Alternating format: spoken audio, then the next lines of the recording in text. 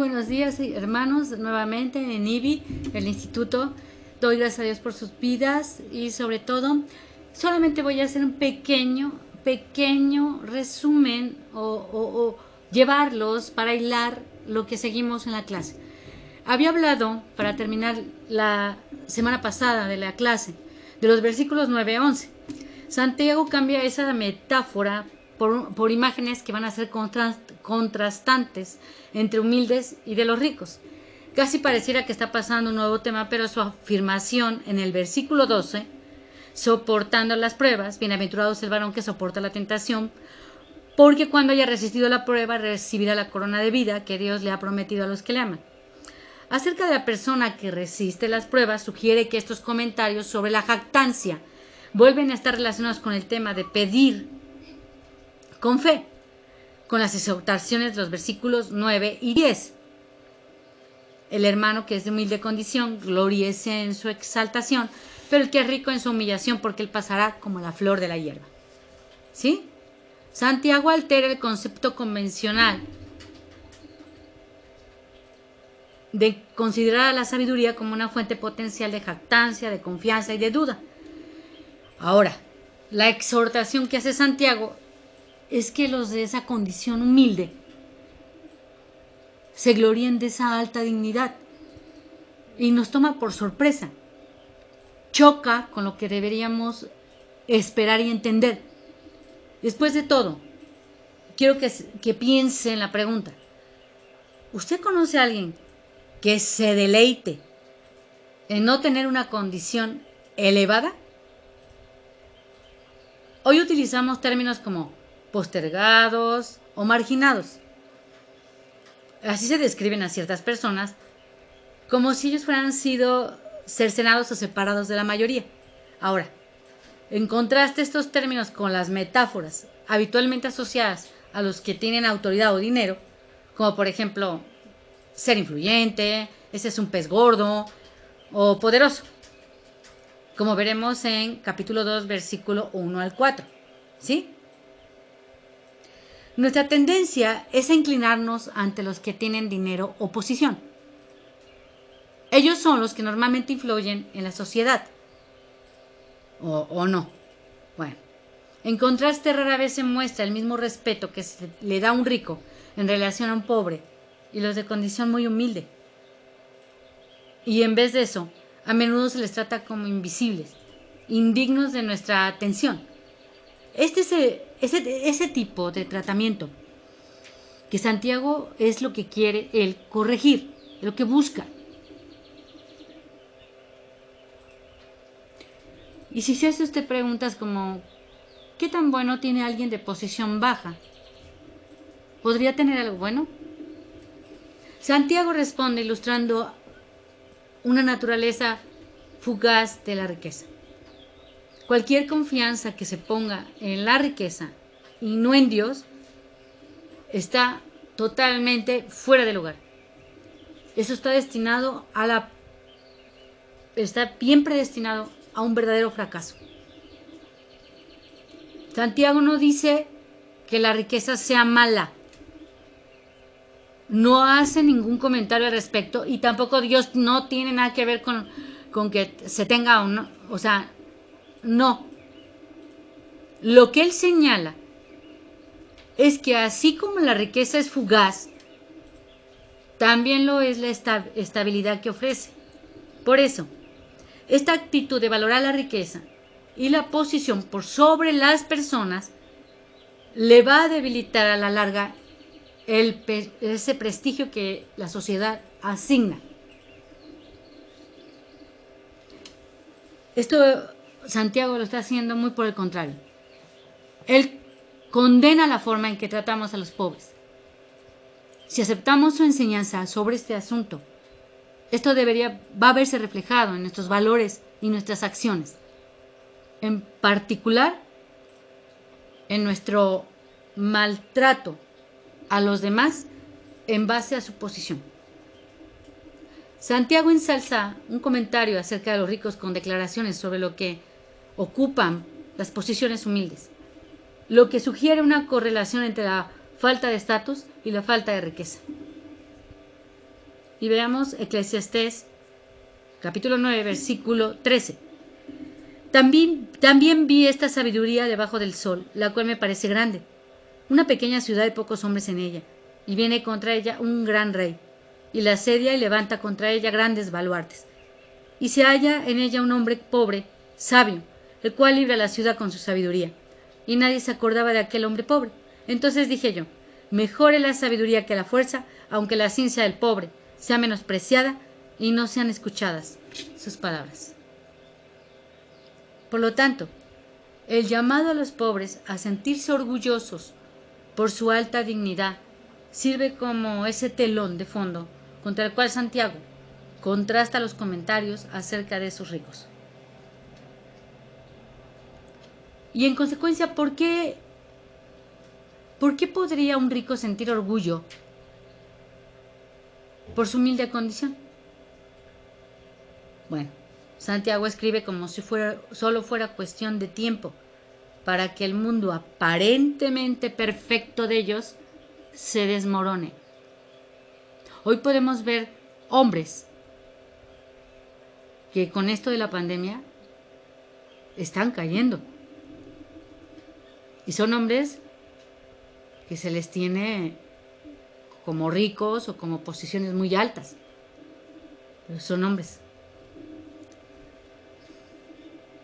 El acaparamiento o aprovechamiento de las riquezas para obtener posición o influencia sobre los demás no proporciona ninguna garantía para el futuro.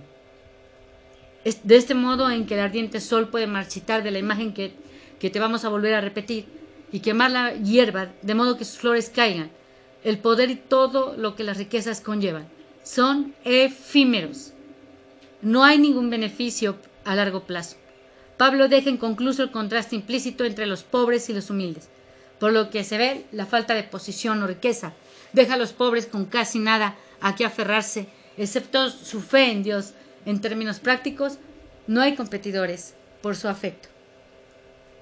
Y la imagen te muestra gloriarse en lo que perdura. Santiago 1, 9, 11.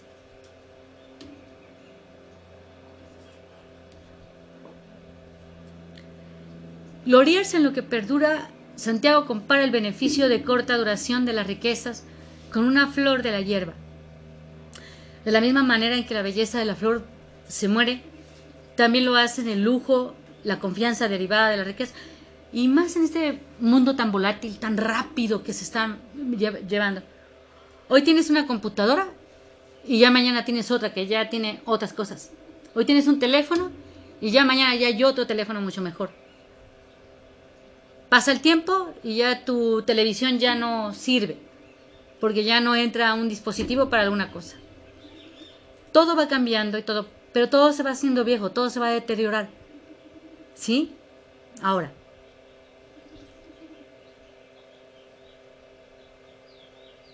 en lugar de colocar la confianza en riquezas o posición, Santiago aconseja que pongas la confianza en lo que sí perdura.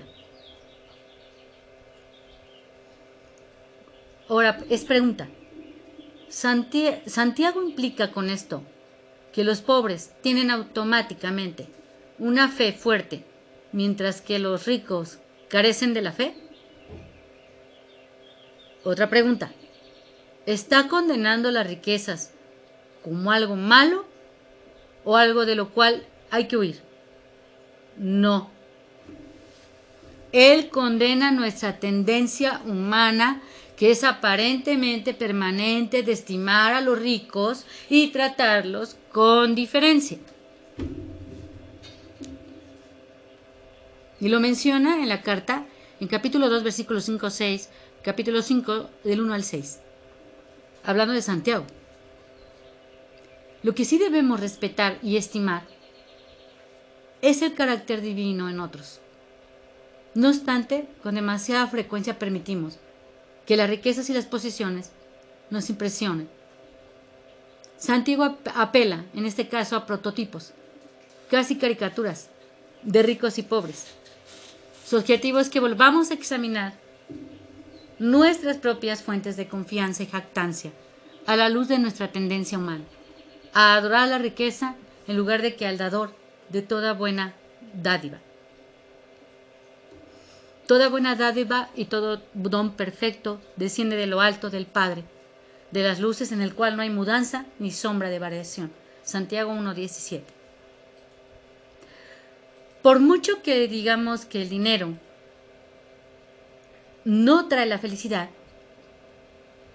necesitamos revisar con constancia nuestra práctica en comparación con nuestras supuestas creencias. Este punto va a quedar claro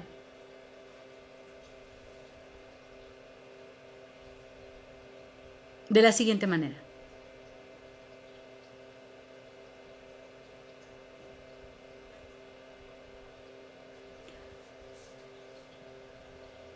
Yo recuerdo pláticas de viajes cuando te invitan a otra congregación, etc. Y recordaba algo que me llamaba mucho la atención. Cuando tú eres llamado por parte de Dios, ni te interesa, así de real, ni te importa si te van a pagar todos los viajes o cuánto te van a dar. Aunque algunos me puedan, es digno de... Sí, a ver, yo lo que quiero decirte es lo siguiente. Cuando un líder o un pastor se queja de que le dieron una cama dura, no le dieron de comer, no lo atendieron bien. Para mí, eso va a seguir siendo un trato de Dios a esa vida. Yo le voy a decir algo. Yo he visto esa mano de Dios cuando vamos a un lugar que Él nos dice que vayamos, no esperando nada, y nos tratan como ricos. Te lo puedo asegurar. Es más, la última vez creo que estuvimos en una casa muy hermosa que nos prestó una hermana. Sabía que íbamos a ir a predicar a matrimonios y nos prestaron por una semana una casa que estaba en un lugar de campo de golf preciosa. Pasamos un tiempo muy bonito. Así es que aprendimos que rico es un término relativo.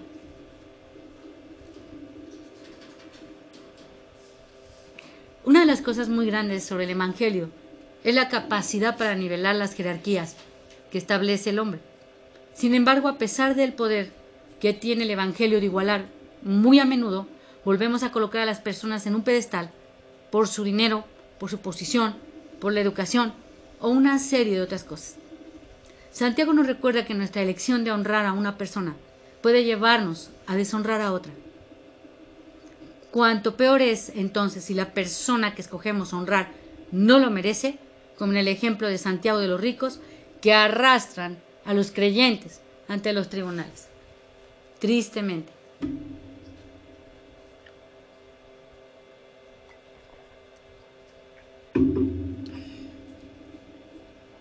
El dinero es amoral, no es ni bueno ni malo.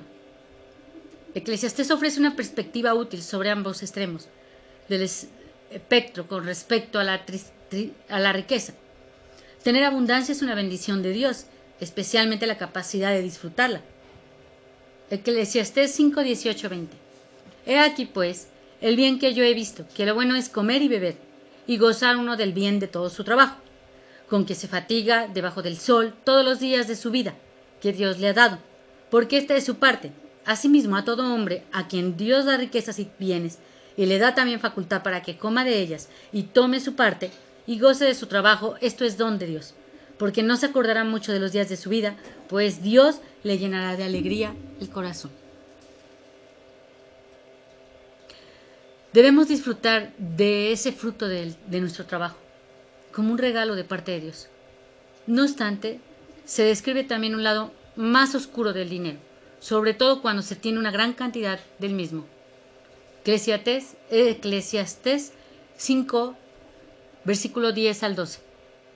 Quien ama el dinero, de dinero no se sacia.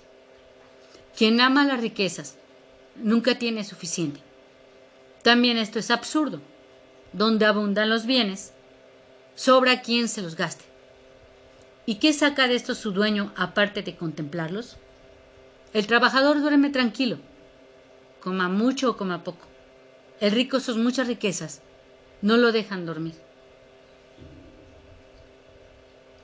Si bien el dinero es verdad, nos alivia ciertas presiones y muy a menudo aumenta esa presión en otras áreas. La riqueza puede causar de verdad mucha preocupación y estrés si esa meta es mantenerla y protegerla. Pablo recuerda en 1 de Timoteo 6:10, porque raíz de todos los males es el amor al dinero, el cual codiciando algunos se extraviaron de la fe y fueron traspasados de muchos dolores. Y no el dinero en sí mismo. Dios ha confiado a cada uno de nosotros diferentes cantidades. El dinero es suyo y no nuestro. Cuando actuamos como propietarios en vez de que como mayordomos, las cosas pueden ponerse feas rápidamente. Nuestra fe y fuente de jactancia pueden cambiar del creador a lo creado. Uno es eterno, el otro es fugaz. Santiago recuerda que aquellos que confían en esa riqueza solamente encontrarán que su jactancia siempre va a ser efímera, como esa flor que vimos bajo del sol abrasador. Se va a marchitar, se va a acabar. Esa etapa en que esa hierba florece es algo que pasa. Las flores no duran, tienen un tiempo. Si hasta los mismos insectos tienen un tiempo de vida. Del mismo modo, los desastres, las malas inversiones, las circunstancias imprevistas pueden tener los mismos efectos destructivos sobre la riqueza, no importando lo mucho que pudiéramos tener. Las preguntas clave que debemos hacernos son las siguientes. ¿En qué estamos invirtiendo? ¿Qué es lo que nos mueve? ¿Es nuestra pasión y amor a Dios o nuestra pasión y amor a las posesiones y a las ganancias materiales? Esta que es una tendencia humana y muy evidente a valorar a los que tienen riqueza. Otra pregunta que debemos considerar es qué hacer con lo que tenemos. ¿Estamos presumiendo de lo que tenemos para ganar honor y estima? ¿Estamos usándolo como sustituto de la profundidad de carácter y relación que debemos tener con Dios? ¿O para decirlo en los términos utilizados por Santiago? ¿Somos una flor que florece a punto de ser abrazada? El dinero no es ni bueno ni malo. Lo que importa es lo que hacemos con lo que tenemos.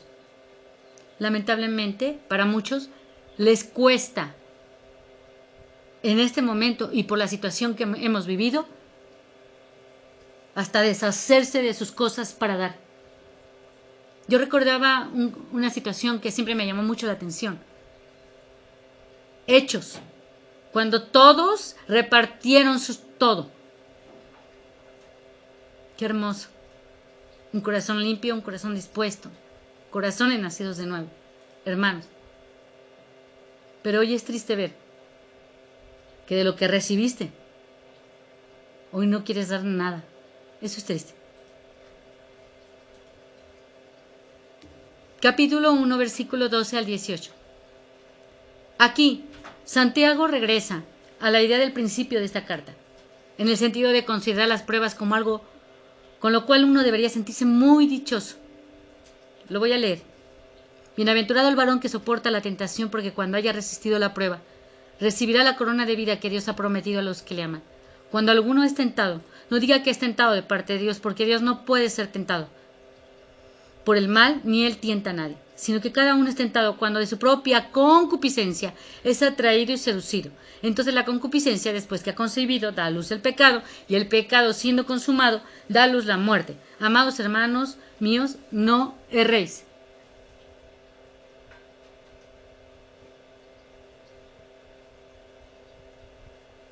En el original en griego, Santiago presenta las secciones anteriores sobre la sabiduría, versículos 5 y 6, y la jactancia, 9 y 11, como algo que es distinto, son puntos distintos, que se basan en una exhortación inicial de los versículos 2 y 4. Él no usa ningún término conector explícito para introducir el versículo 12, por lo que establece su regreso al tema anterior usando una repetición verbal.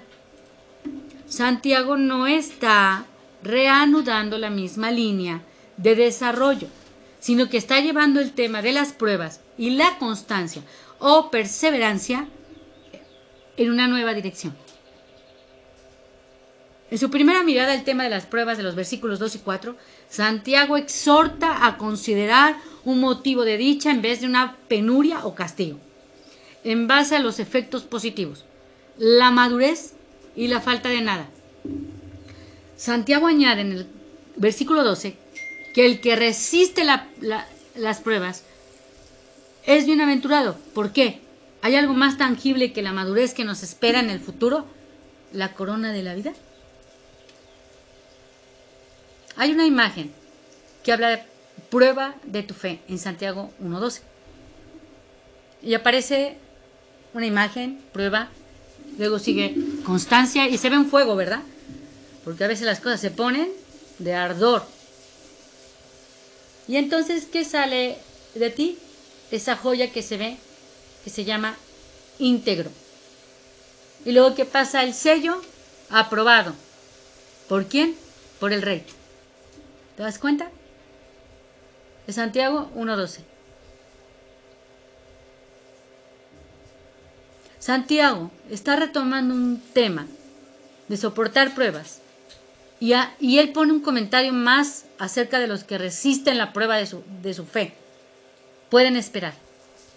Además de ganar constancia y de sentirse íntegros, los que resisten la prueba y la pasan, pueden esperar recibir la corona de vida. Entonces, ¿qué quiere decir exactamente Santiago con la corona de vida? Es algo que reciben solo los sumamente justos que soportan las pruebas. ¿O es otra cosa? En este caso es muy importante retroceder y considerar el estilo de argumentación de Santiago, que puede ser un poco inquietante. De hecho, fue lo que llevó a Martín Lutero a argumentar en contra de la inclusión del libro de Santiago en el Nuevo Testamento. A esta epístola la llamaba de paja. Somos hombres, nos equivocamos. En varios lugares Santiago presenta su argumento poniendo en tela de juicio hipótesis básicas, y este es especialmente el caso en la sección sobre la frente a las obras, capítulo 2, versículo 14 al 26. La estrategia de Santiago para exhortarnos, en este caso, es soportar las pruebas.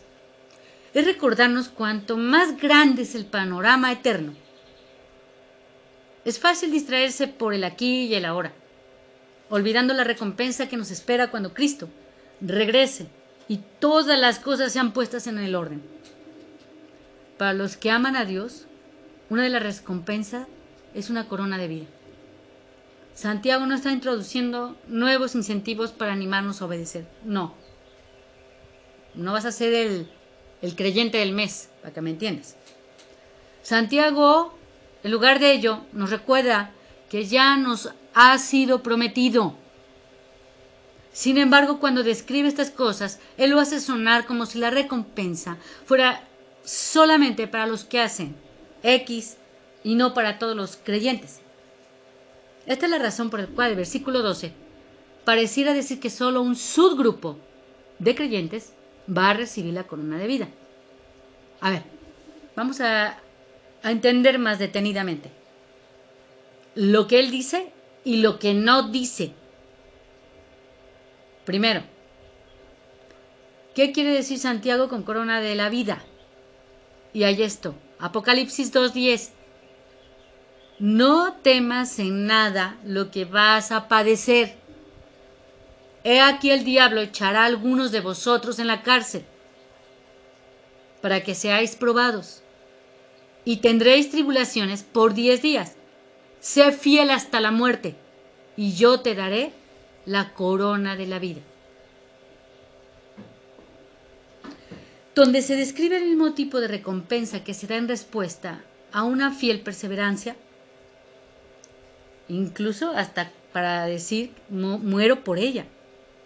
Es bastante probable que ambas menciones se refieran a esa vida eterna que se va a pasar con Dios. la vida después de la muerte física. Este punto de vida es compatible con una descripción que hace Santiago de esta corona prometida a los que aman a Dios. Esto significa que no es algo que pueda ser quitado o se pueda perder. Vamos ahora a la pregunta original sobre quién recibe la corona.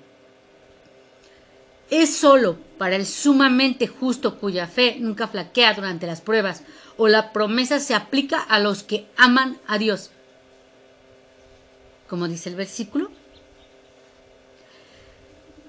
Hay una calificación que Santiago añade. Nos deja claro que se ha prometido la corona de vida a los que aman a Dios, no solo a los que perseveran en medio de las pruebas. Ahora la pregunta es, ¿sí sabes cuánto amas a Dios? ¿Quieres una medición? ¿Cuánto obedeces a Dios? Entonces, ¿por qué sonaría como que es solo para los inquebrantables ante las pruebas? Parte de la estrategia retórica de Santiago, que es encantadora,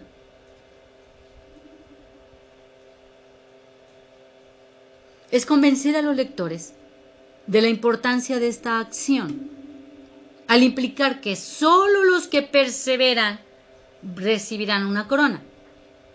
Santiago está obligando a esforzarse por ser una de esas personas inquebrantables.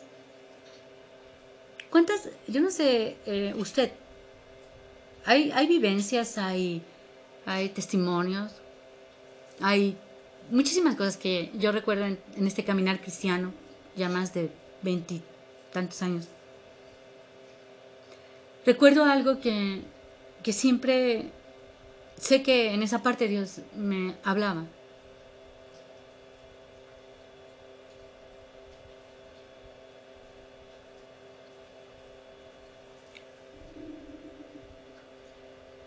Una persona que es inquebrantable,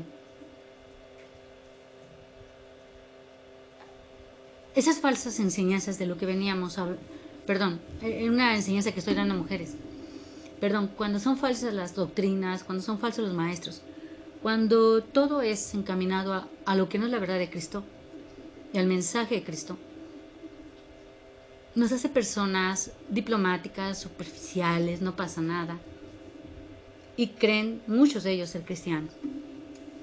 Y son personas que se quedan a mitad del camino.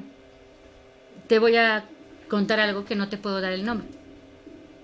2 personas conocí en una misma iglesia donde yo nací de nuevo con mi marido. Y nos mantuvo callados, estuvimos tomando todos los estudios, tomábamos lo que daban ahí. Siempre íbamos, nuestra fuente era Él, necesitábamos conocerle, necesitábamos saber qué pasaba en nuestras vidas. Y Dios nos hablaba y nos fue formando y fue así. Nosotros queríamos algo, permanecer, estar, quedar. Pero bueno, las indicaciones de Dios fue de otra forma. Pero me llamaba mucho la atención 2 personas. Una de ellas, para nosotros, fue con su esposo, una enseñanza de matrimonios que queríamos tomar mi esposo y yo para casarnos, ponernos en orden. Esta persona, el varón, terminó teniendo un adulterio. Ella se enteró y por alguna razón Dios nos la puso un día y la ministramos. Llevaban 8 años dando matrimonios.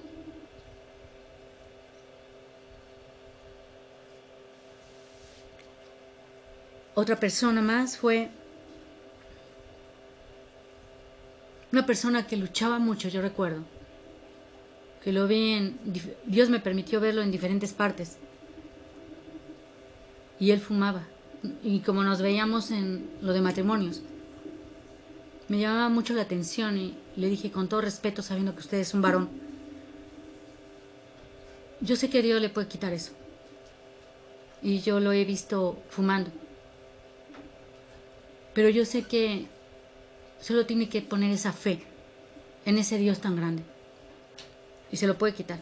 Se lo dice una persona que a los 14 años empezó a fumar y a los 36 lo dejé. Jamás volví a tocar un cigarro. Nunca. Pero lo hizo Él, el Dios de gloria.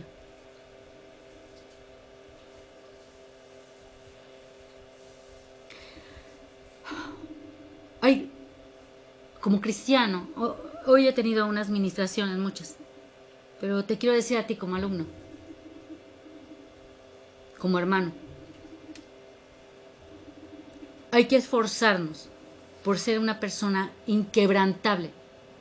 Dios no te manda a que intentes ser valiente y esforzado. Dios te ordena, sé valiente y esforzado. Eso es para un creyente. Sé un soldado, perseverante. Tenemos muchas fallas, sí, todos. Pero el que no peca, que dice que no peca, miente. Todos somos pecadores y todos tenemos que estar delante del trono, gracias a Dios.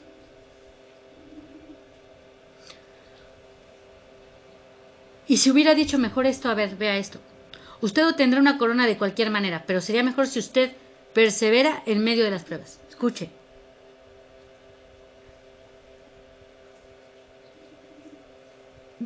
Creo que está esto inclinado a descansar en las promesas en vez de hacer un trabajo duro de perseverar, ¿verdad? La forma en que Santiago enmarca su declaración en el capítulo 12 transforma lo que ya se nos ha prometido en un incentivo para apostarlo todo y alcanzar la corona de la vida. Sin embargo, no se nos ha prometido esta corona. Sí. Yo le voy a hacer esta pregunta. ¿Usted sabe que Dios rompe sus promesas? No. Ahora bien, ¿por qué deberíamos cruzarnos de brazos e ir cuesta abajo? Esta es precisamente la actitud que Santiago quiere combatir al redactar su argumento de esta manera. Pensemos en esto. Él no dice que los que aman a Dios, pero no perseveran hasta el fin, no van a recibir la corona de vida, sino que se limita solo a crear una implicación en el contexto. Es un movimiento retórico para conseguir un objetivo. ¿Cuál es el objetivo de Santiago aquí, en este caso? Estimula al lector a seguir fielmente a Dios, aún en medio de esa adversidad de la vida. Ese pasaje nos está enseñando acerca de quién recibirá o quién no recibirá una corona de vida. Más bien, Santiago centra nuestra atención en el premio que se ha prometido a los que aman a Dios. Si su fraseo crea la impresión de que esta corona podría estar en peligro si no perseveráramos. Pero no obstante, en nuestra mente debemos tener en cuenta la descripción adicional sobre la corona prometida.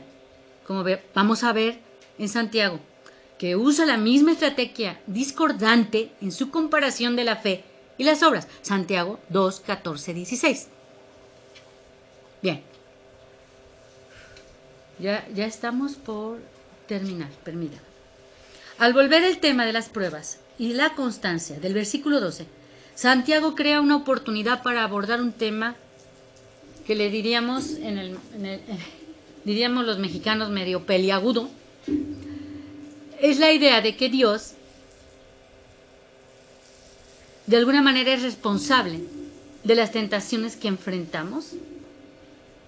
¿Cómo se relaciona la tentación con las pruebas?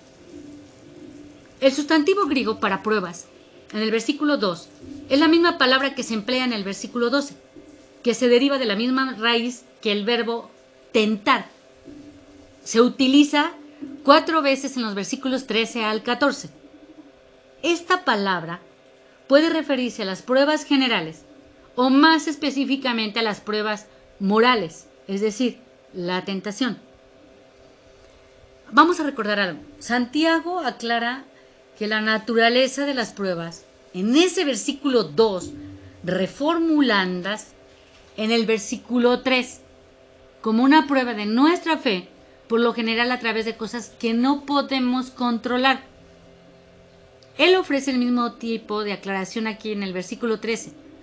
Pero las pruebas ya no son pruebas de fe que proceden de una fuerza o algo más allá de nuestro control. Por ejemplo, va usted y le dicen tiene cáncer. O viene ahorita lo que está sucediendo. Ya hay una recesión económica, ¿no? Pues sí, y vienen cosas fuertísimas, pero bueno. En este caso, las tentaciones que él tiene en mente están relacionadas con ceder al mal, algo que está completamente bajo nuestro control. A ver, te la pongo así de fácil. Si tú estás sirviendo en la iglesia, no sabemos, y vamos a suponer que una hermanita te guiña el ojo.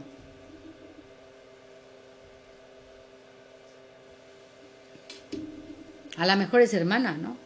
O es hermana de Drácula, pero bueno. Sí, también esas pueden entrar, no se preocupe. Los que son nacidos y los que no.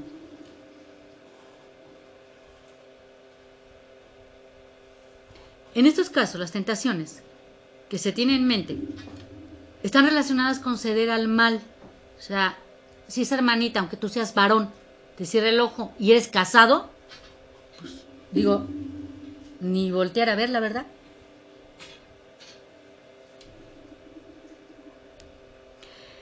En este caso, las tentaciones que él tiene en mente, ya les dije, está relacionado con ceder al mal, algo que está en tu control. Este segundo tipo de prueba incluye la clase de prueba que nos causamos a nosotros mismos cuando nos rendimos a nuestras inclinaciones malas y pecaminosas. ¿Cómo podremos estar seguros de esto? Mire, yo recuerdo mucho la parte de entendimiento en la posición que Dios me había puesto. Mujer, ayuda idónea de tu esposo, quien es cabeza del hogar. Bueno, las primeras cosas eran que cuando mis hijos me pedían algo o querían algo, antes de actuar precipitadamente, como antes de haber nacido de nuevo, en mi contexto de vida, yo tenía que estar en el mismo canal con mi esposo. Entonces ya no decidía yo como antes. Algunas cosas pues son de sentido común, pero otras había que valorarlas con mi esposo, que era la cabeza. Y hay a quien le cuesta mucho trabajo entender esa parte. Y siguen luchando cuando ya debe de haber paz en el corazón para entender la posición de él, aunque mi pecaminosidad quiera ocupar ese lugar. El Espíritu Santo te avisa y te coloca y entiendes cuál es tu posición. Entonces ya, y cada día lo vas a ir entendiendo más y más y más y más. Créeme. Bueno.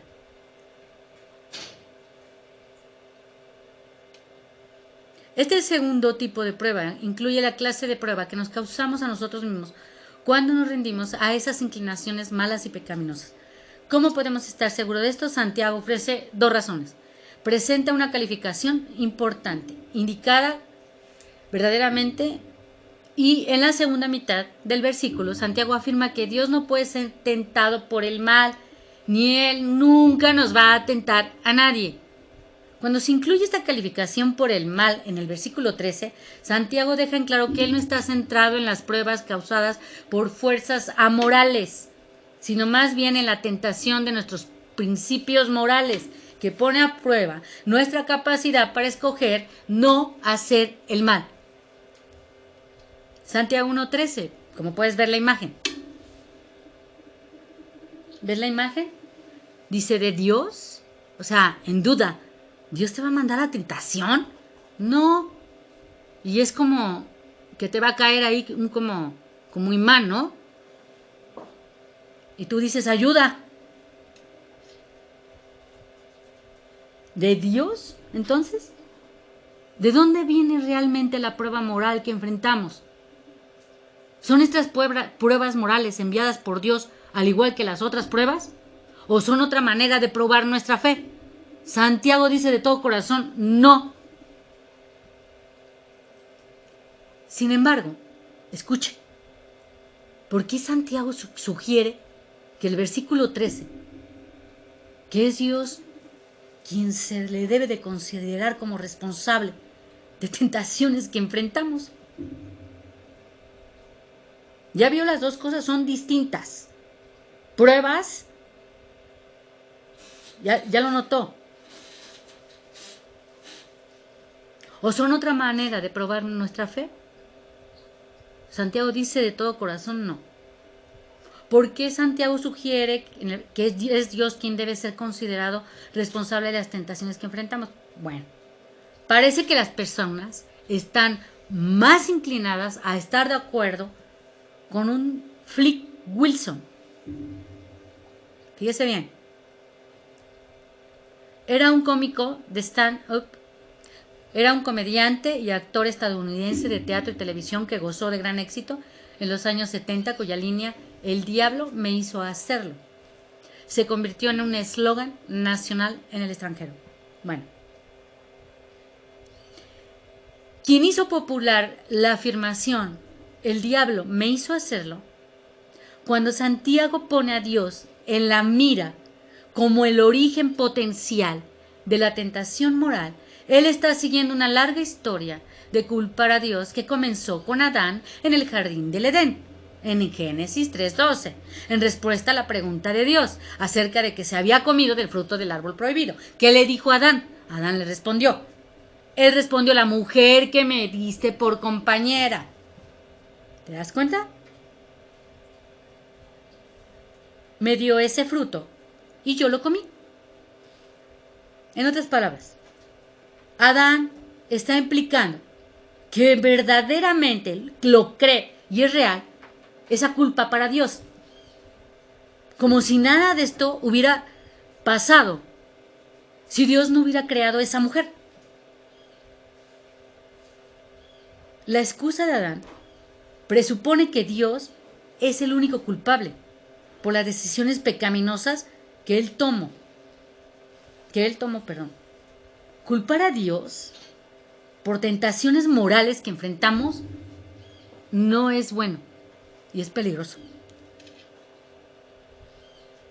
Todos enfrentamos tentaciones y debemos entender sus orígenes para combatir con eficacia. Si las tentaciones morales realmente vienen de Dios, somos víctimas desventuradas, pobres criaturas, porque está Dios soberanamente en control de todas las cosas. Podemos apelar a la queja hipotética formulada por Pablo en Romanos 9:19. Pero me dirás, ¿por qué pues sin culpa? ¿Por qué? ¿Quién ha resistido a su voluntad? O sea, de que no somos capaces de resistir y por lo tanto no somos responsables, ¿verdad? ¿Y cuántos no nos hacemos responsables? Esto es solo si Dios efectivamente es la fuente de la tentación moral, algo que Santiago deja en claro que no lo es, ni nunca lo va a ser. Entonces, ¿de dónde viene la tentación si no es de Dios? Bien, hay que responder esto. Santiago va a pasar a una cruda realidad y verdad, y que a veces nos hacemos y dejamos a menudo pasar por alto. No todas las pruebas se originan en fuentes externas. Santiago señala que traemos algunas pruebas a nuestra vida a través de nuestras propias malas decisiones. Entonces, en vez de apuntar con el dedo a Dios o al diablo como la fuente de todos nuestros deseos inmorales, Santiago dice que es necesario que consideremos nuestra propia responsabilidad en el asunto. ¿Son nuestros malos deseos la verdadera raíz del problema? Tú imagínate, de verdad, nada más con tantito sentido común. Si tú vienes de un contexto, el que sea, el que quieras, de no padre, de tener pura mamá, y que la mamá haya sido matriarcal, y tú hoy casada, y ya creyente, sigues hablando, sigues haciendo, y sigues lo mismo que hacía tu mamá. Y no quieres esa parte cambiarla. Esa parte que nos transforma. Por eso luchan tanto con sus parejas. Porque quieren seguirse comportando y accionando como la misma forma que aprendieron.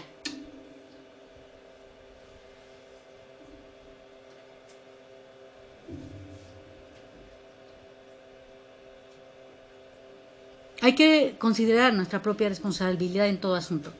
¿Son nuestros malos deseos la verdadera raíz de un problema? Y para ayudarnos a entender cómo operan nuestros deseos, Santiago los personifica como ¿se acuerda usted el flautista de Hamelin? Que nos arrastra y nos tienta, nos atrae, nos dejamos llevar y cedemos, como las ratitas esas que llevaba. El proceso que describe Santiago en los versículos 14 y 15 tiene enormes implicaciones para la forma que conceptualizamos y combatimos el pecado. ¿Por qué? Basta pensar en cómo hablamos del pecado. ¿Hablamos de caer en el pecado o cometer un pecado? Dando a entender que el pecado fuera un suceso, algo que simplemente sucede de repente, más que un proceso de múltiples etapas. Reconoce esta distinción. Tiene enormes implicaciones para la manera en que combatimos nuestros deseos pecaminosos. La imagen es de Dios, mis propios deseos, y tú le dices, sí, propios deseos, tómame, haz lo que quieras conmigo. Santiago 1:14. Y bueno, aquí lo voy a dejar. Voy a seguir con este tema de que si es de Dios, que tú cedas, algo así como hipnotizado a tus propios deseos, lo cual es una mentira. Pero bueno, lo dejamos aquí y damos gracias a Dios. Señor, te damos gracias, Padre, por esta enseñanza, porque nuestra vida siga creciendo, Señor, y dando fruto al 100%. Que todo esto, Señor, quede en nuestro corazón y dé fruto en su tiempo. Señor, te damos gracias porque al abrirnos tú y darnos esa luz, podemos entender más cosas y podemos comprender más de nuestra vida. Ayúdanos, Señor, en este caminar, porque tú dijiste que no nos vas a dejar solos hasta el fin. Gracias, Señor, en ti confiamos y por ti y en ti podemos vencer. Gracias, Señor, en el nombre de Jesús. Amén. Que Dios los bendiga y que tengan bonito sábado.